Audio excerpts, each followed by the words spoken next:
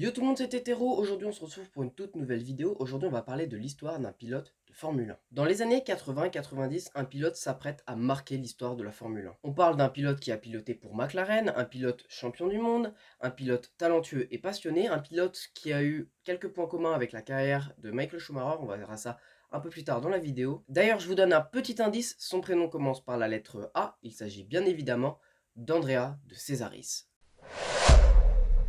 Avant de commencer la vidéo, j'aimerais appuyer sur un petit point. À la fin de la vidéo, vous pourrez dire qu'Andrea de Cesaris est le pire pilote de l'histoire de la Formule 1, or ce n'est pas le terme adapté. En effet, n'importe quel pilote passé par la Formule 1 reste un pilote talentueux. Donc certes, il a un certain palmarès en Formule 1, mais le terme pire pilote n'est pas vraiment adapté. Bon, ce qui est sûr, c'est que c'était pas le meilleur. Andrea de Cesaris est un pilote italien né en 1959 à Rome, plus exactement le 31 mai, comme Iga Swiatek, vainqueur en titre de Roland Garros chez les femmes.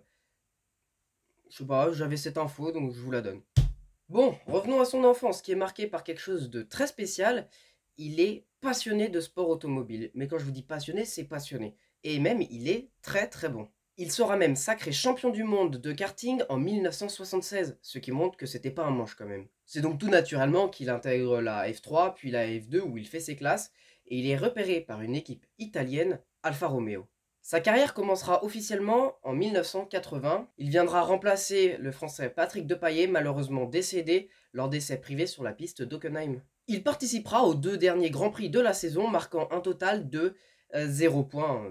C'est un peu normal, et en fait, il a fait un 100% d'abandon. 2 courses, 2 abandons. Il a montré qu'il était capable d'être performant sur un tour, donc avec une monoplace adaptée, il peut faire de grandes choses. Et il a été repéré par une écurie.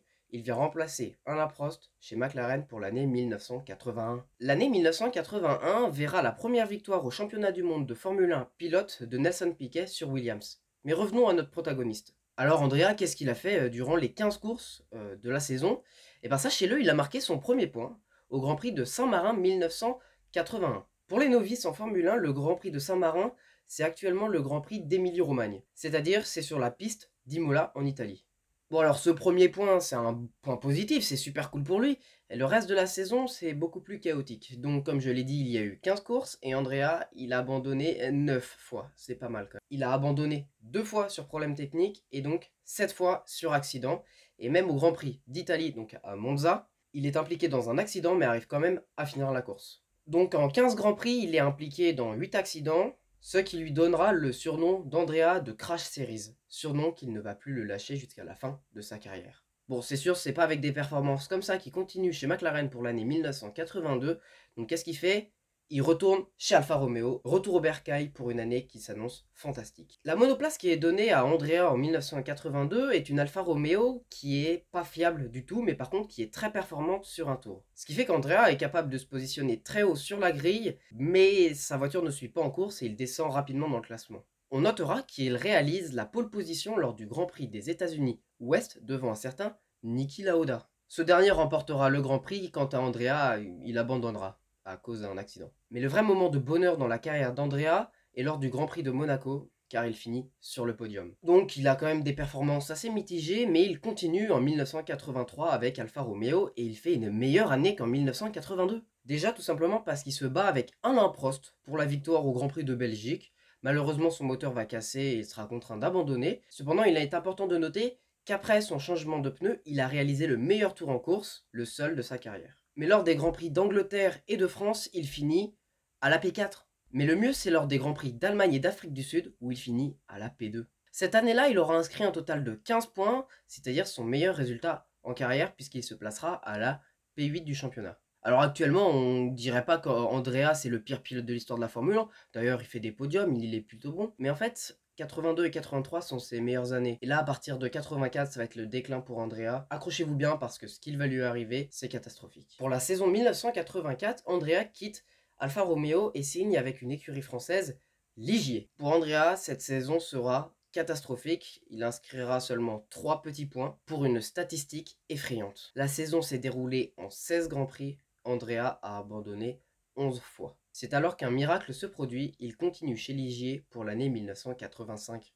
L'ouverture de la saison 1985 se déroule au Brésil et Andrea s'investit pleinement dans une collision. Bref, sur les 3 premières courses de la saison, Andrea nous réalise un 3 sur 3, 3 courses, 3 abandons. La suite des événements est plus clémente, il voit la ligne d'arrivée au Canada. À Détroit aussi, il voit la ligne d'arrivée. En France et en Grande-Bretagne, par contre, il abandonne, mais ça, c'est sa voiture qui est pas fiable quand même, parce qu'on est quand même dans les années 80, les voitures sont pas fiables. Par contre, en Allemagne, là, c'est bien lui qui a planté sa voiture. Mais par contre, le pic qui va faire qu'Andrea va devoir changer d'écurie, c'est lors du Grand Prix d'Autriche 1985. Alors que s'est-il passé?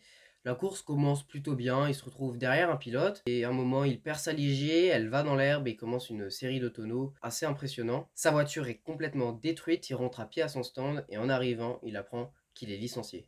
Rumors. Oh, De Cesaris sideways, De Cesaris on the grass, he's going over. Oh, De Cesaris, a major accident. And I think he's all right. Alors il part à la recherche d'un volant pour l'année 1986. Il lance une roue des écuries et ça tombe sur...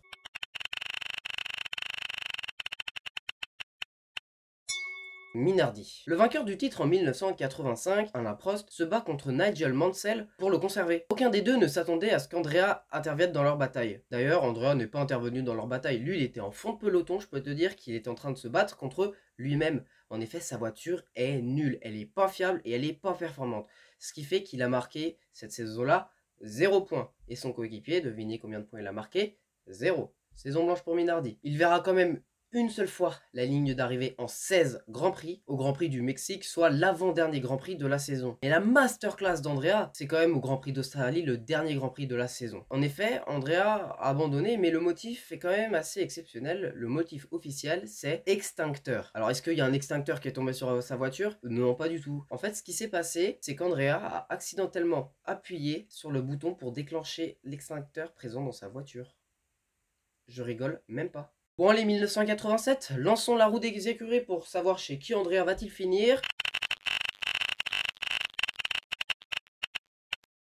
Il finit chez Brabham. Allez, petit topo sur cette saison, il y a eu 16 Grands Prix, il a abandonné 14 fois et il a fait un podium. Voilà. Pour une fois, c'est pas principalement à cause de ses accidents qu'il abandonne, mais plus de la fiabilité de sa voiture. 1988, nouvelle écurie, on lance la roue des écuries et il finit chez Rial. Bah devinez quoi, première course, premier abandon, deuxième course, deuxième abandon. Donc sur 16 Grands Prix, il abandonne 11 fois et il va marquer 3 points lors du Grand Prix de Détroit 1988. Allez, on se dirige vers 1989. Andrea, c'est quand même un Italien. Je sais pas si je voulais préciser, c'est un Italien, donc comme tout pilote, il rêve de piloter pour Ferrari. En 1989, Andrea intègre la Scuderia Italia. C'est un peu Ferrari de Wish, mais c'est bien quand même. Et bien cette année, elle sera miraculeuse. Déjà parce que Andrea nous colle un petit podium comme ça au Canada, et surtout parce que cette année-là, il verra la ligne d'arrivée à 9 reprises sur 16 Grands Prix. Sinon, son seul moyen de marquer des points, ça a été son podium, mais c'est déjà bien quand même. Et pour 1990, vous connaissez la chanson, il est temps de relancer la roue des écuries, et attention,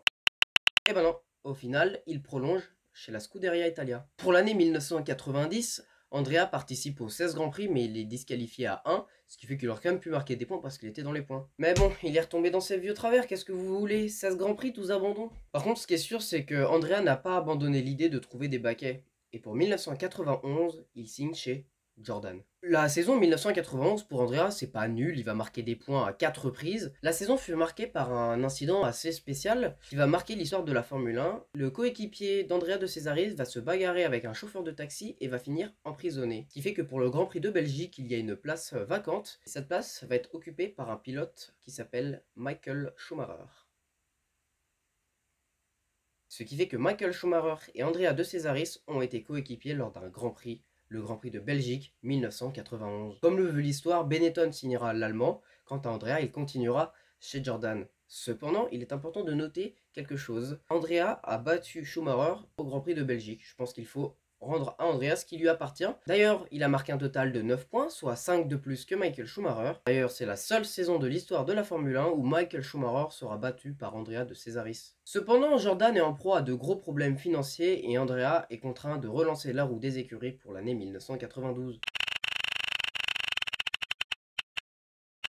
C'est donc en 1992 qu'il signe chez Tyrrell. Frère, sa carrière c'est F1 23, il choisit une écurie et c'est parti. Dès l'ouverture de la saison en Afrique du Sud, Andrea nous réalise une performance hors norme.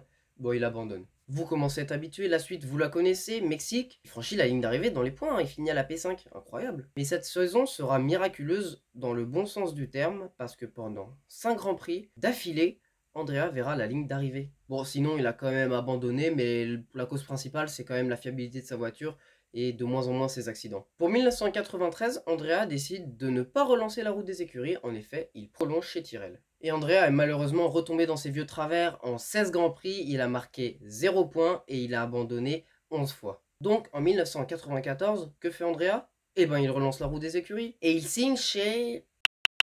Personne, en fait, personne ne veut Andrea. Pourtant, il va participer à la saison 94, enfin en partie. Je vais t'expliquer. Lors du premier Grand Prix de la saison, le Britannique Eddie Irvine, je sais pas si je le prononce bien, est impliqué dans un gros accident et il sera suspendu 3 courses. Donc pour la première course où il est pas là, c'est pas Andrea qui le remplace, c'est Aguri Suzuki, un japonais. Mais pour la seconde course, c'est Andrea qui revient. Andrea fait donc sa rentrée des classes un peu en retard par rapport à tout le monde. Son premier Grand Prix pour la saison 1994 sera le Grand Prix de Saint-Marin 1994. Ce week-end est tristement légendaire dans l'histoire de la Formule 1 car Ayrton Senna y perd la vie. La veille, l'Autrichien Roland Ratzenberger a également perdu la vie. Mais revenons à Andrea. Andrea ne perd pas la vie sur ce circuit, non, mais il abandonne. Cependant, pour le troisième Grand Prix sans Irvine, Andrea marque des points. Oui, c'est fou, il a réussi à marquer des points parce qu'il finit à la P4 à Monaco. Cependant, il se retrouve sur la touche au Grand Prix de Barcelone car Irvine a repris sa place. Mais du coup, il est hors de question pour Andrea que la saison s'arrête maintenant. Donc il fait un truc qu'il n'avait jamais fait avant, il relance la roue des écuries en pleine saison. Du coup, il va quand même signer chez quelqu'un, il va signer chez Sauber Mercedes. Il vient remplacer Karl Wendlinger qui s'est blessé. Et du coup, c'est reparti pour Andrea, Grand Prix du Canada, bon, il abandonne. Cependant, lors du Grand Prix de France 1995, Andrea va marquer des points, enfin le dernier point de la 6ème place. D'ailleurs, c'est le dernier point de sa carrière. La suite, vous la connaissez, abandon sur panne, abandon sur accident. Comme lors du Grand Prix d'Allemagne de cette même année où un énorme crash au départ mettra 11 des 25 pilotes présents sur la grille de départ au tapis. Andrea, il en fait évidemment partie. Hongrie, Italie, Belgique et Portugal donnent toujours le même résultat à Andrea, abandon. Le Grand Prix d'Europe est un tournant dans la carrière d'Andrea de Cesaris. En effet, c'est son dernier Grand Prix en Formule 1. Il part en 9ème ligne à la P18 et après 37 tours, son accélérateur lâche et il devra abandonner. 8e ligne, Martin Brundle, Jean Alesi. 9e ligne, Pierluigi Martini, Andrea De Cesaris. 10e ligne, Christian Fittipaldi. La boucle est donc bouclée puisque Andrea a commencé sa carrière sur un abandon et la finira donc sur un abandon.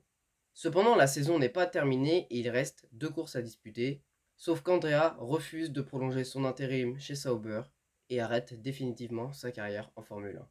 C'est ainsi que se termine la carrière d'Andrea de Cesaris, mais pas la vidéo, car il y a d'autres choses à rajouter en plus. Déjà, dans un premier temps, il a eu 19 coéquipiers comme Michael Schumacher ou Rubens Barrichello.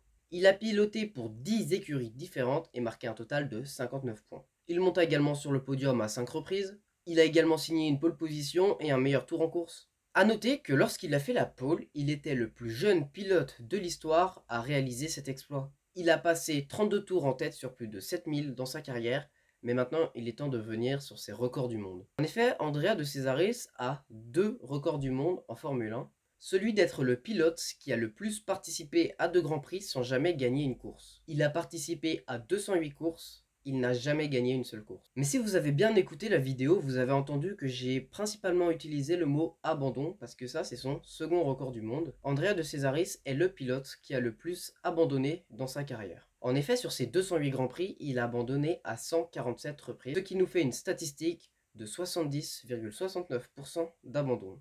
Alors je sais qu'il y a des pilotes qui ont participé à 2 courses et qui ont abandonné à ces 2 courses, mais on peut pas vraiment dire qu'ils aient eu une grosse carrière en Formule 1. Andrea, c'est quand même 208 départs pour 147 abandons, ce qui fait que c'est lui qui a le plus abandonné dans l'histoire de la Formule 1 en pourcentage. Il est également co-détenteur du record du plus d'abandons avec son compatriote Riccardo Patrese. Et après sa carrière, qu'est-ce qu'Andrea a fait? Eh bien, pendant une année, on va prendre l'exemple d'une année, il était 6 mois à Monaco en tant que courtier, et le reste de l'année, il le passait à faire du surf à Hawaï, exactement du windsurf. Je sais pas ce que c'est, mais ça a l'air hyper intéressant. Il est réapparu en 2005 sur un paddock de Formule 1, et quelques mois plus tard, il annonce son retour à la compétition. Il va participer au Grand Prix Master. Mais qu'est-ce que le Grand Prix Master? En fait, le Grand Prix Master, c'est une course qui a été organisée à plusieurs reprises entre 2005 et 2006, où les pilotes étaient que des anciens pilotes de Formule 1. Je vais t'expliquer, tu vas très vite comprendre. C'est un peu comme le Grand Prix Explorer. Tous les pilotes ont la même voiture, et sont dans des écuries pour mettre en avant des sponsors. Donc en 2005, il y a eu un seul GP Master auquel Andrea a participé et il a mis ses bonnes habitudes de côté pour nous faire une petite P4. Ensuite, en 2006, au Qatar, le GP Master place Andrea à la 13e position et le suivant se déroule en Italie. Cependant, le suivant n'aura jamais lieu car il y a des mouvements écologistes qui font que l'événement est incapable à tenir. Mais direction Silverstone où Andrea finit à la P10 du dernier Grand Prix Master de l'histoire, tout simplement parce que les deux suivants sont annulés et qu'en 2007, la société organisatrice a fait faillite. Maintenant, on se dirige vers le Grand Prix du Japon 2014, marqué par l'accident de Jules Bianchi le 5 octobre 2014. Le lendemain, le 6 octobre 2014, Andrea de Cesaris décède dans un accident de moto. Son décès ne sera pas vraiment médiatisé car il y a eu la veille l'accident de Jules Bianchi qui a saturé toutes les antennes. L'Italien né en 1959 aura vécu 55 ans et laissera une trace indélébile dans l'histoire de la Formule 1. Voilà, c'est la fin de cette vidéo, j'espère qu'elle vous aurait plu. N'hésitez pas à vous abonner, à liker la vidéo et à me dire ce que vous en avez pensé en commentaire. Allez, à plus!